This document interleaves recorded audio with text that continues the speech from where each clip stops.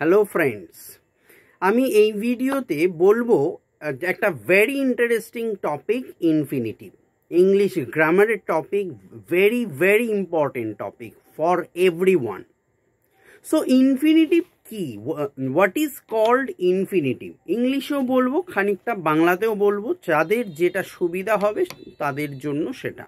ওকে, so ভিডিওটা একটু বড় হবে না, ছোট ভিডিও, বাট ভীষণ ইনফরমেটিভ হবে। যারা চ্যানেলে আমার দেখবে অবশ্যই চ্যানেলটি সাবস্ক্রাইব করে পাশের বেল আইকনটি প্রেস করে রেখো।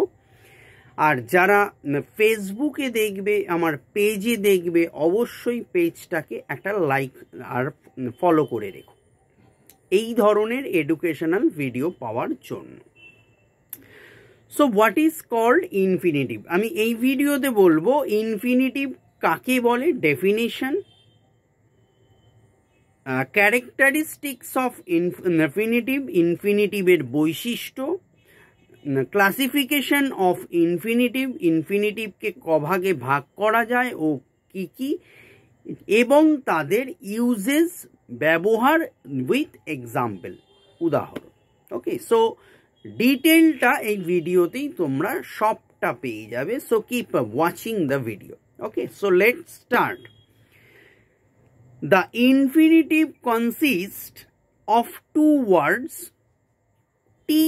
to plus verb, অর্থাৎ টু প্লাস ভার্বকে আমরা ইনফিনিটিভ বলতে পারি বা বলি। Okay, so characteristics, second part.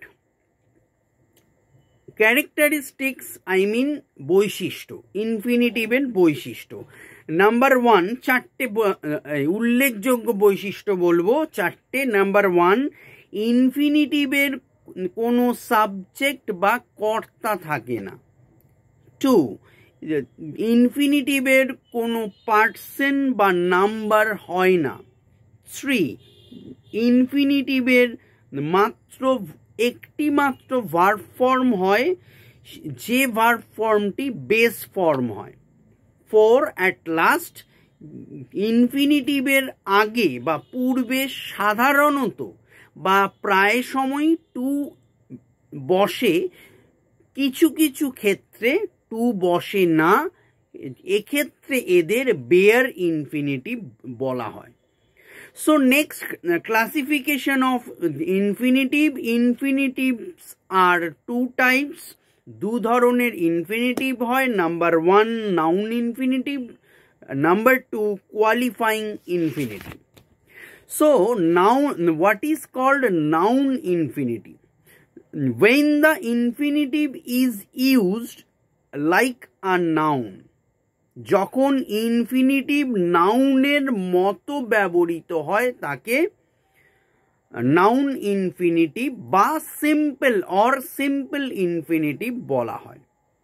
So used and example, কোথায় কোথায় ইউজ হয় উইথ এক্সাম্পল বলছি, চারটে জায়গায় ইউজ হয় noun infinitive. Number one, the subject of a verb, example, to study is our duty, অর্থাৎ ক্রিয়ার কর্তা রূপে। Number two, object of a verb, ক্রিয়ার কর্মরূপে, example, I like to study. Three, complement of a verb, ক্রিয়ার পরিপূরক রূপে, example, my habit is to study.